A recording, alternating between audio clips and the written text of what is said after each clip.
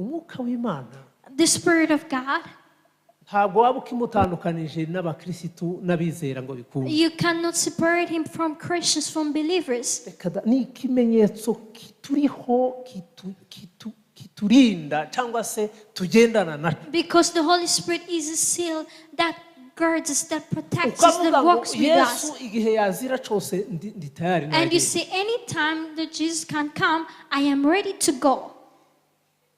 Rabiteguye kuja ku ntebe ya penitensiya.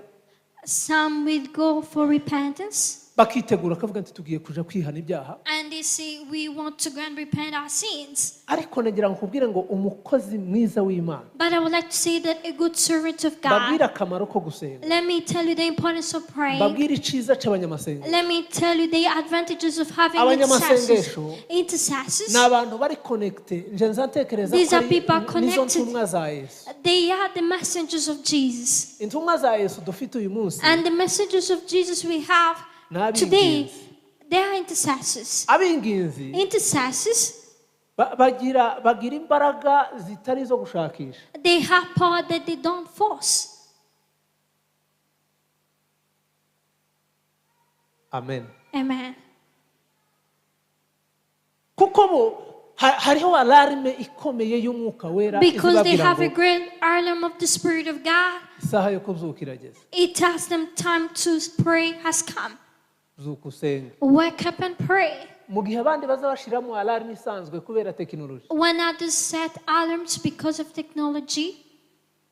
Abanyamasengesho bubu baransetsa rwose ukuntu bashiramo alarme. Intercessors nowadays really make me laugh because some set alarms. Agashiramo alarme. You set an alarm.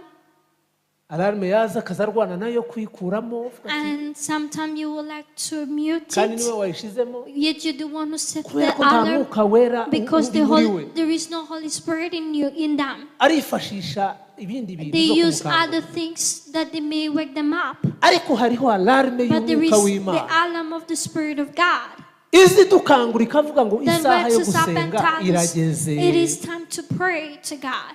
Abafite iyo alarme reka And those who have that alarm, a mwiha round of amashi applause rwose for you. babwire ngo A round of applause for you.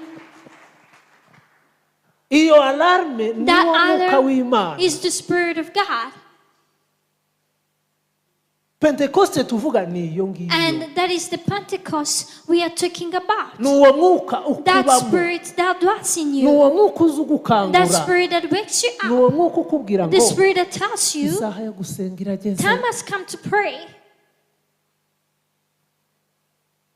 Imana ishimwe. Glory to God. Ni uwo mwuka uza ukubwira ngo The Spirit of God that tells you turara n'icyaha. you should not go to bed with a blame, with a sin on you. Wacumuye. You transgressed. Bene so bagucumuje bakurakaje mu Your nama brothers y'umuryango. led you to temptation.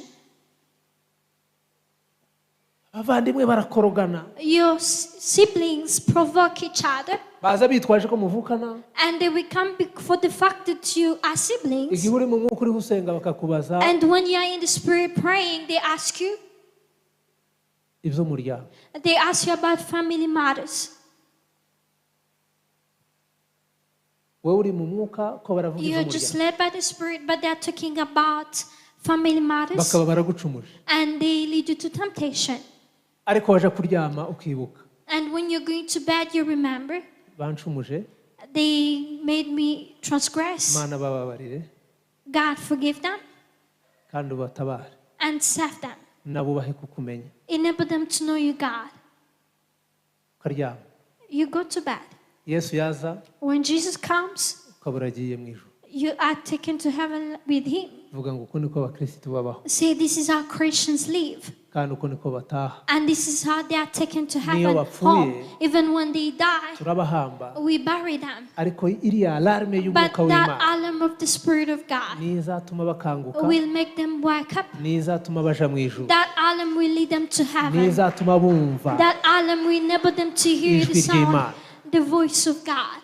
Niyo mpamvu tuvuga ngo barasinziriye. That is why we say that they are sleeping. Ni ibitotsi gusa twe tutashobora kubakangura. It's a sleep that we Ariko cannot wake them nyir'ubwite from, but the one who controls it.